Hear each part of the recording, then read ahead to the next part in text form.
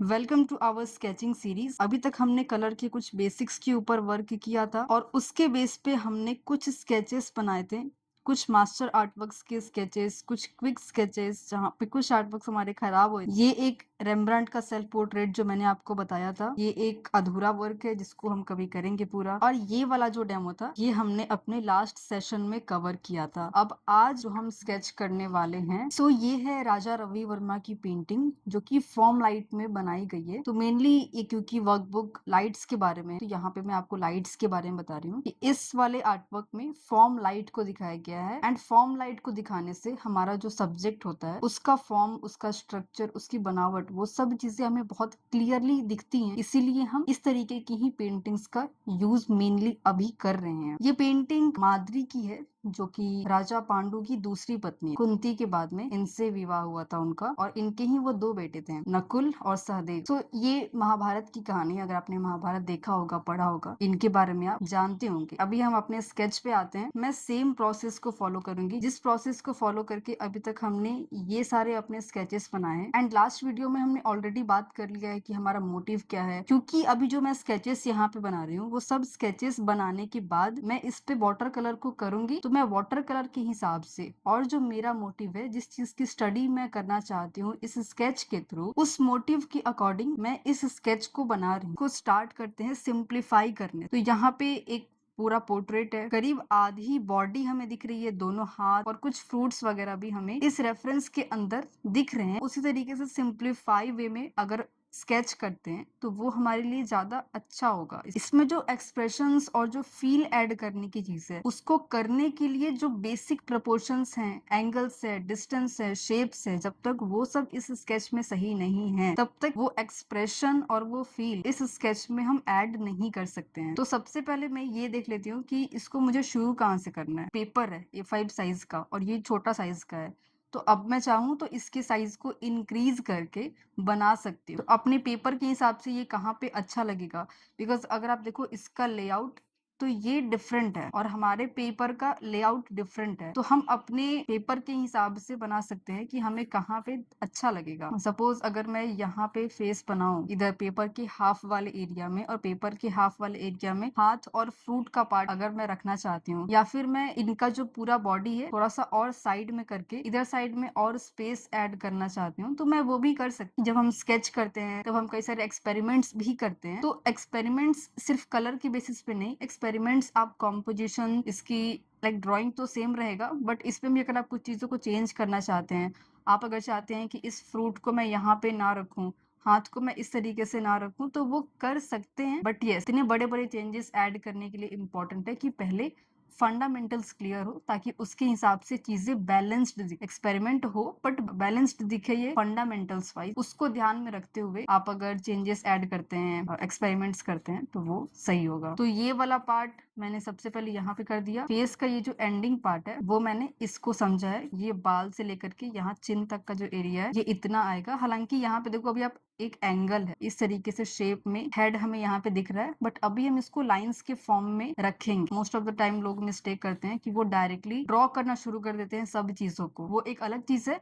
But जब तक आपके बेसिक्स अच्छे से क्लियर नहीं है तब तक डायरेक्टली वो सब करके कोई बेनिफिट नहीं है। यहाँ से लेकर के यहाँ तक और यहाँ से लेकर के यहाँ तक का जो एरिया है, मैं इसका प्रपोर्शन देख रही हूँ कि अगर ये वाला बॉक्स यहाँ पे ऐसे बनेगा तो उसका लेंथ के अकॉर्डिंग जो विड्थ का प्रपोर्शन है वो कैसा होगा, किस तरीके का ये बॉक्स यहाँ पे बन रहा है, और उसी सेम तरीके का बॉक्स हम यहाँ पे अपने बनाएंगे तब ये फेस सही से बन पाएगा। ये विड्थ है, विड्थ को अगर हम लेंथ पे रखते हैं तो सी, ये हम कंपेयर कर रहे हैं कि चिन से लेकर के जहाँ पे हेयरलाइन आ रहा है वहां पे इसका विड्थ, ये दोनों चीज इक्वल है। तो हमने एक बॉक्स क्रिएट किया हुआ है, बट यहाँ पे हमने बाल के एरिया को नहीं रखा है। तो बाल के एरिया को हम अपना हटा देते हैं। ये वाला पार्ट है और जो ये वाला पार्ट है ये इक्वल होना चाहिए। आई होप कि आपको समझ आ रहा होगा कि मैं अभी क्या कह रही हूँ। यहाँ पे हेयरलाइन आएगी हमारी, मैं इसको इरेज कर दूंगी बाद में, और ये चिन लाइन। अब इसके ऊपर का ये जो खाली पार्ट है ये बाल का एरिया है। अगर हमें लगेगा कि ज्यादा है या फिर कम है तो फिर उसको हम चेंज कर सकते हैं। अब हम इसको और सिंप्लीफाई कर सकते हैं। सेकंड स्टेज, जहाँ पे अब हम इसी के लाइन को और छोटा करेंगे। ये हल्का सा यहाँ पे दिख रहा है, फिर ये यहाँ पे स्ट्रेट गया हुआ है, ठीक है, फिर यहाँ से ये मुड़ा है। तो ये जो मुड़ा हुआ है इसका एंगल कितना मुड़ा है वो आपको देखना है। यहाँ पे चिन आ गया, ये डबल हुआ है यहाँ से बाल के लिए। देखो अभी हम जो यहाँ पे टिक कर रहे हैं, जरूरी नहीं है कि वो सब फाइनल ही है। एक बार हमने बना दिया तो फिर अब ये ऐसे ही रहेगा, ऐसा कुछ नहीं है। हम इसको चेंज भी कर सकते हैं बाद में जब हमें इसमें मिस्टेक्स दिखेंगी। तो ये इस साइड का हो गया, ये आपको उतना सुंदर नहीं दिखेगा, बट जब तक आप इस पे अच्छे से फोकस नहीं करेंगे आपका जो एंड रिजल्ट है, आपका जो एंड स्केच है वो अच्छा नहीं दिख पाएगा। ओके, सो मेक श्योर कि आप इस स्टेज पे ज्यादा फोकस करें। अभी ऊपर ऊपर से हम इसको थोड़ा सा सिंप्लीफाई कर देते हैं। यहाँ पे कान आएगा और यहाँ पे कान का जो एंडिंग पार्ट है वो आएगा। एक्स्ट्रा लाइंस को इरेज कर देते हैं ताकि कुछ कंफ्यूजन ना रहे। हेड को यहाँ पे मार्क कर दिया कि ये हेड ऐसे बनेगा। अब जितनी चीजें मैंने आपको यहाँ पे करके दिखाई कि पहले हम एक बॉक्स बना रहे हैं, फिर उसको कट कर रहे हैं, फिर उस पे हम और लाइंस को बना रहे हैं, जरूरी नहीं है कि ये सेम चीज को हम अपने हर एक स्केच में, हर एक वर्क में करें। कई बार ऐसे होता है कि ये जो लाइंस हमने बनाई थी, पहले एक बॉक्स बनाया हमने, फिर उसी बॉक्स को हमने और कटिंग की। जो सेकंड वाला स्टेज था जहाँ पे हम इसमें और कटिंग्स कर रहे थे कि इसका एंगल कैसे है, इसका एंगल कैसे है, हम डायरेक्टली उस स्टेज को भी बना सकते हैं। यहाँ पे बाल है, फिर यहाँ पे साइड का एंगल है, फिर यहाँ पे ये है, फिर ये ऊपर बाल का एरिया है। तो डायरेक्टली हम इस स्टेज को भी बना सकते हैं। और हम इस तरीके से भी कर सकते हैं कि जो कर्व्स वगैरह हमें यहाँ पे दिख रही हैं, जो एग्जैक्ट हमें यहाँ पे ड्राइंग दिख रही है, हम डायरेक्टली उसको स्केच कर सकते हैं। इस तरीके से वो भी बना सकते हैं। बट द थिंग इज कि अभी हम इसको शुरू से शुरू कर रहे हैं, तो मैं वो सब चीजें आपको बता रही हूँ जो आपके लिए इम्पोर्टेंट होगा। अब आपको ये नहीं करना है कि यहाँ पे हेड बन गया तो अब आप इसमें आईज, नोज, लिप्स बनाना शुरू कर देंगे। अभी जो बाकी के भी एरियाज हैं अब हम उसको इसमें प्लेस करते हैं। okay, नेक कहाँ पे है, ये जो बाल का एरिया है ये कितना दूर हमें दिख रहा है। शोल्डर अगर हम देखें तो शोल्डर और जो चिन का हमने एरिया मार्क किया था वो इससे कितना नीचे है, हल्का सा ये वाला नीचे हमें दिख रहा है। ठीक है, तो हल्का सा नीचे हमने यहाँ पे टिक किया, यहाँ पे चलो हल्का सा ये इस तरीके से है, इस एंगल में। लाइक प्रिंट आउट उतना क्लियर नहीं है, बट अगर आप इसको फोन वगैरह से बनाएंगे तो वहां पे ये थोड़ा सा आपको क्लियर दिखेगा। बट अभी मुझे जितनी चीजें इसमें दिख रही हैं मैं उतना ही को ही ट्राई करती हूँ बनाने का। अभी बहुत हड़बड़ाना नहीं है कि स्केच हमारा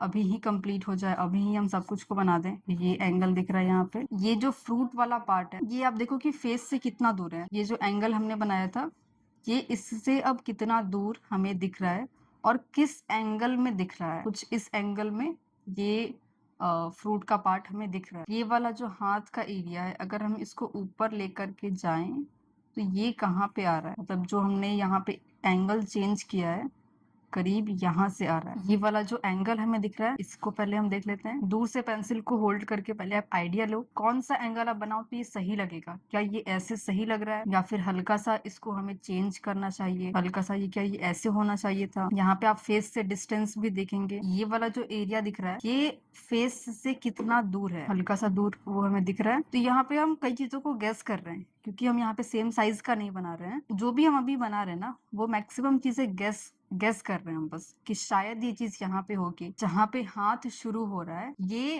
फेस के अकॉर्डिंग कितना नीचे है, हमने यहाँ तक चिन के एरिया को मार्क किया हुआ है। अगर हम इसको उठा करके नीचे लेकर के आते हैं, 1 हमारा यहाँ पे आ गया और 2 करेंगे तो हमारा यहाँ पे आ रहा है, 1 हमारा आ रहा है यहाँ पे, 2 हमारा आ रहा है यहाँ पे नहीं यहाँ पे। और इसका जब हम करीब हाफ कर देते हैं, हाफ से काफी कम है यहाँ पे, तो यहाँ पे करीब हाथ का एरिया आएगा। साड़ी का जो एंगल दिख रहा है, अब यहाँ पे जो एंगल दिख रहा है यहाँ से फिर दूसरा हाथ निकल रहा है और ये वाला एंगल। फिर ये जो थाली है ये थाली कहाँ पे आ रहा है, इस शोल्डर के कितना नीचे है या फिर फेस के कितना नीचे है, उसको देख करके पहले हम इसको यहाँ पे प्लेस करते हैं कि यहाँ पे करीब थाली आ सकती है। ये जो साइड का हाथ का एरिया दिख रहा है ये वाला हाथ करीब यहाँ पे आ सकता है। इसका लेवल देखो आप, ये हाथ थोड़ा सा ऊपर है, ये हाथ थोड़ा सा नीचे है। इसको पहले हम सही बनाएंगे, बड़ा कर देते हैं और फिर ये हल्का सा इससे ऊपर ये यहाँ पे, और अब ये ऐसे टर्न होके यहाँ पे जाएगा। यहाँ तक फ्रूट है और बाहर में यहाँ तक निकला हुआ है। अब देखो फ्रूट ये स्टार्ट कहाँ से हो रहा है, जब नोज के हल्का सा नीचे यानी कि लिप्स के एरिया से ये हो रहा है। तो पहले हम रूल ऑफ थर्ड्स के अकॉर्डिंग ही प्लेस कर देते हैं सब चीजों को। तो ये ऊपर जाएगा थोड़ा सा यहाँ और करीब यहाँ। तो नोज से हल्का सा नीचे दिख रहा फ्रूट का एरिया यहाँ तक। अब इसको हमने ऐसे सिंप्लीफाई कर दिया। यहाँ तक जब हमने इसको सिंप्लीफाई कर लिया है तो इससे आगे बढ़ने से पहले अब हमें जो मिस्टेक्स दिख रही हैं अब हम उसको रेक्टिफाई करेंगे। कुछ कुछ एरियाज जो हमने थोड़े से गलत बना दिए हैं या फिर वो थोड़े से और बेटर हो सकते हैं। तो मुझे दिख रहा है कुछ कुछ एरियाज में कि मैंने काफी चीजें गलत यहाँ पे बनाई हैं। ये इधर से बनना चाहिए था, इसको थोड़ा सा और चेंज करते हैं। चाहे आप उसको सिंप्लीफाई कर रहे हैं, चाहे आप उसमें कर्व्स ऐड कर रहे हैं, चाहे आप उसमें डिटेल्स ऐड कर रहे हैं, कुछ भी आप कर रहे हैं, उस स्टेज पे आपको रुकना है। बहुत जल्दी जल्दी भागना नहीं है। जिस भी स्टेज पे आप वर्क कर रहे हैं उसको रेक्टिफाई करिए, उस पे और अच्छे से वर्क करिए, सुधारिए उसको। अब जब ये चेंज हुआ तो इसके अकॉर्डिंग कुछ कुछ और चीजें भी चेंज होंगी। यहाँ का पार्ट उतना दिख नहीं रहा अच्छे से। सो कुछ कुछ पार्ट्स अभी मैंने रेक्टिफाई किए हैं अपने फोन से देख करके। जिस फोन से अभी रिकॉर्ड हो रहा है उसी फोन से मैंने देख करके इधर के कुछ एरियाज को रेक्टिफाई किया, बिकॉज इसमें तो मुझे नहीं दिख रहा अच्छे से। ये इमेज अभी मेरे लैपटॉप पे है, तो अभी मैं इसको भी देखूंगी और जहाँ पे नहीं समझ आएगा मैं उसमें से भी देख करके इसको बनाऊंगी। तो इसको मैं एक बार लाइट करती हूँ ताकि सारे एरियाज मुझे एक समान दिखाई दें। यहाँ तक था हेड, उसके बाद यहाँ से एक एंगल मुड़ा था, यहाँ पे हेयर लाइन है हमारी, एंड यहाँ से स्ट्रेट लाइन थी, और यहाँ से फिर ऊपर के बाल का एरिया बना हुआ है। हल्का सा ये ऊपर का पार्ट तिरछा दिख रहा है, और फिर यहाँ पे हमने टिक किया था कि इसके बाहर ये सब नहीं बनेगा। यहाँ पे चिन के पार्ट को हमने प्लेस किया था, बट जो फेस है ये थोड़ा सा और गोल सा फेस है, इसीलिए यहाँ के पार्ट को हम थोड़ा सा और रेक्टिफाई करेंगे और इसको घुमाते हुए थोड़ा सा चिन की तरफ लेकर के आएंगे। लाइक जो डबल चिन का एरिया होता है कुछ वैसा पेंटिंग में अभी दिख रहा है। नोज के सीधे में कान, यहाँ पे इयरिंग का पार्ट आया हुआ है, और जिस तरीके से रेम्ब्रांट के सेल्फ पोर्ट्रेट में चिन के पास से शेडो जा रहा था कुछ उसी तरीके का शेडो यहाँ भी जा रहा है। तो लाइट्स क्योंकि सेम है तो इसीलिए जो शेडोज वाले पार्ट्स हैं तो वो सब कुछ हमें थोड़ा थोड़ा सा इसमें सेम सा दिख रहा है। तो वहां पे ड्राइंग वीक ना दिखे, वहां पे फिर प्रपोर्शंस अलग ना दिखे, वहां पे फिर ऐसा ना हो कि कलर्स तो मैंने अप्लाई कर दिया बट फंडामेंटल्स वहां पे सही नहीं है। इसीलिए मैं यहाँ पे स्लो प्रैक्टिस कर रही हूँ, चीजों को समझते हुए बना रही हूँ। यहाँ पे चूड़ी का एरिया आ रहा है। अगर शुरू से आप अगर प्रोसेस को बस देखें, क्योंकि मेन वही प्रोसेस है, क्योंकि पेंटिंग्स तो ऐसे बहुत सारी हैं ओल्ड मास्टर्स की, रेफरेंसेस आपको बहुत सारे मिल जाएंगे जिसको आप खुद से स्केच कर सकते हैं। बट जो प्रोसेस है वो मेन है कि हमने इसको कैसे शुरू किया था। पहले हमने इनिशियल स्टेज में प्लेसमेंट्स वगैरह की थी, ये पार्ट यहाँ पे आना चाहिए, ये पार्ट इसके हिसाब से यहाँ पे आ रहा है, तो फिर हम इसको अब इधर से कर सकते हैं। तो वो जो प्रोसेस था वो प्रोसेस ज्यादा इम्पोर्टेंट था। थोड़े थोड़े जो साड़ी के फोल्ड्स वगैरह दिख रहे हैं उसको मैं हल्का हल्का सा बना रही हूँ, उसका भी एक फील यहाँ पे रहे, सो दैट ये जो बॉडी का एरिया है बहुत फ्लैट ना दिखे। और इसमें भी मैं ये नहीं सोच रही हूँ कि मैं एक कपड़ा बना रही हूँ, यहाँ पे बस मैं ये देख रही हूँ कि कुछ टेढ़े मेढ़े से लाइंस हैं, कुछ एंगल्स हमें दिख रहे हैं, कुछ डिस्टेंस हमें दिख रहे हैं, कुछ शेप्स हमें दिख रहे हैं यहाँ पे जिसको हमें ड्रॉ करके। अब यहाँ पे भी कई सारे साड़ी के फोल्ड्स वगैरह हमें दिख रहे हैं, ये वाला फिर पार्ट यहाँ से निकलना चाहिए। एंड इसके पहले मैंने कई सारे ऐसे लेसन्स भी अपलोड किए हैं जहाँ पे एकदम जो बेसिक्स हैं स्केचिंग की, कि हम प्रोपोर्शंस पे कैसे वर्क करते हैं, हम एंगल्स को कैसे समझते हैं, अलग अलग मोटिव्स क्या होते हैं, स्केचिंग के बेसिक्स क्या होते हैं, तो वो सब चीजों को के ऊपर भी हमने ऑलरेडी काफी सारे लेसन्स शेयर किए हुए हैं। अगर आपको लगता है कि आपको अभी वो सब पे भी अच्छे से वर्क करना है तो फिर आप वो सब लेसन्स भी देख सकते हो। इसको थोड़ा सा और लाइट करते हैं ताकि हम कुछ और चीजों को सही कर पाए। जो इस पे लेयर अप्लाई करेंगे हम वो फाइनल होगा। मैं अभी लैपटॉप से ही देख के बना रही हूँ बिकॉज उसमें ही मुझे क्लियर दिख रहा है। इसके पहले के कुछ पार्ट रिकॉर्डिंग में ही सब अच्छे से कवर नहीं हो पाए, उधर के पार्ट्स के सारे वीडियोस ही ब्लर हो गए, तो वो सब मुझे हटाना पड़ा एडिटिंग के टाइम पे। अब यहाँ पे जो फाइनल है कि इसको इससे रखना है, इसको ऐसे रखना है, अब हमें उसको फाइनलाइज करना है। अगर हम स्टार्टिंग से ही इसमें सब चीजों को फाइनल करना शुरू करते तो इसमें बहुत ज्यादा मिस्टेक्स हो जाते। वो मिस्टेक्स कम हो सके और हमारा जो एंड रिजल्ट है वो भी हमारा अच्छा हो सके, इसीलिए हम एक प्रोसेस को फॉलो करते हैं। फंडामेंटल्स हमारे स्केचेस में सही रहे। आईब्रो प्लेस किया हुआ है, यहाँ पे नोज है और यहाँ पे चिन है। इधर आईब्रो ऐसे गिरा हुआ है, यहाँ तक आईज आएंगी, यहाँ पे नोज है, इसके जस्ट नीचे थोड़े से हल्के से स्माइल में लिप्स का एरिया है। यहाँ पे कुछ चीजें हैं फ्लावर टाइप का। यहाँ पे हाथ का एरिया है। फिर साड़ी का फोल्ड कैसे आ रहा है, इस तरीके से वो नीचे की तरफ गया है। और बाकी सारे जो इधर के एरियाज हैं ये सब शेडो के अंदर आ गए हैं साड़ी की वजह से। यहाँ पे टर्मिनेटर लाइन है, चूड़ी का पार्ट। यहाँ पे साड़ी के कुछ फोल्ड्स हैं और ये हाथ की वजह से ये सब